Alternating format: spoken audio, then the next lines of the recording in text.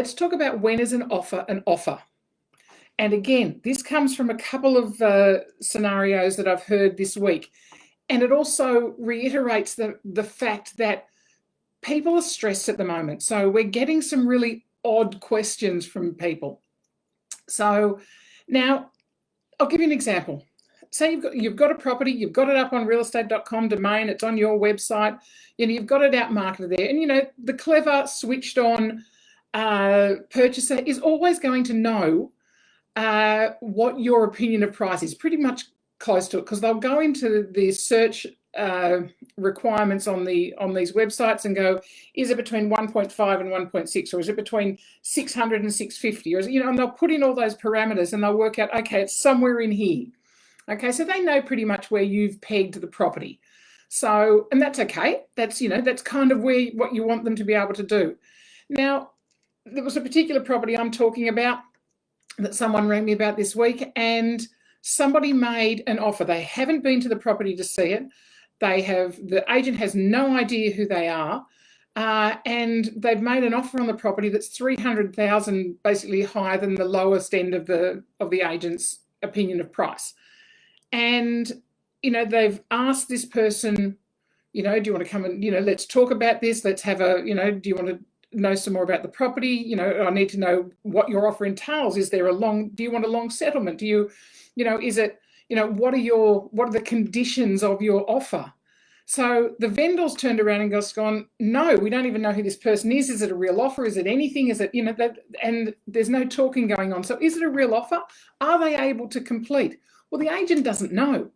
So should the agent be amending their opinion of price based on this offer that's come from nowhere with no details and no knowledge of who the person is who's made the offer?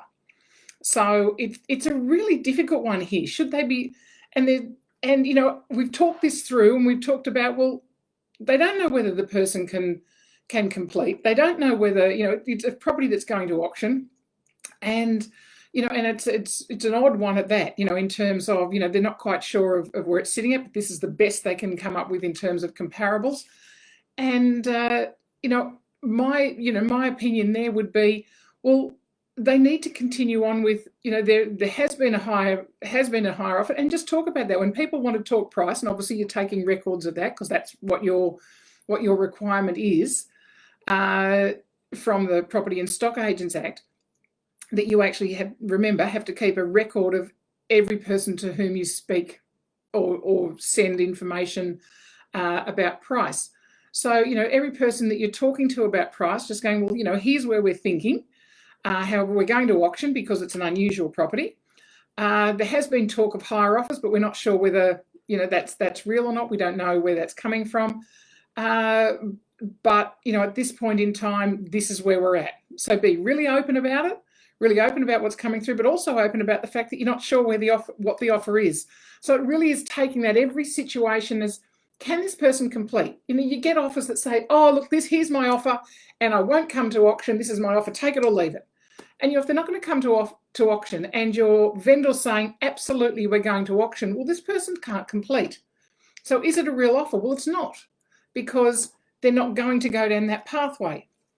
Then they've made that clear, and obviously you'd want that in some evidence of that. So when they're doing that over one of the portals, then you have that in email evidence. So for your records of what's happening through this process.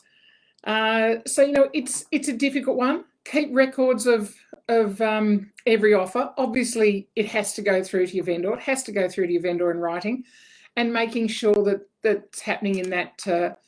That your records are kept very, very accurately around that point. So, guys, there's not a lot more to say about that. I'll keep that story going, and we'll see how it pans out, that particular example. But certainly, the important thing there is, if that were a real offer, let's just say it was somebody who'd come and seen the property, they're making the offer, and the vendor's still saying no. Well, then you'd have to amend your opinion of price.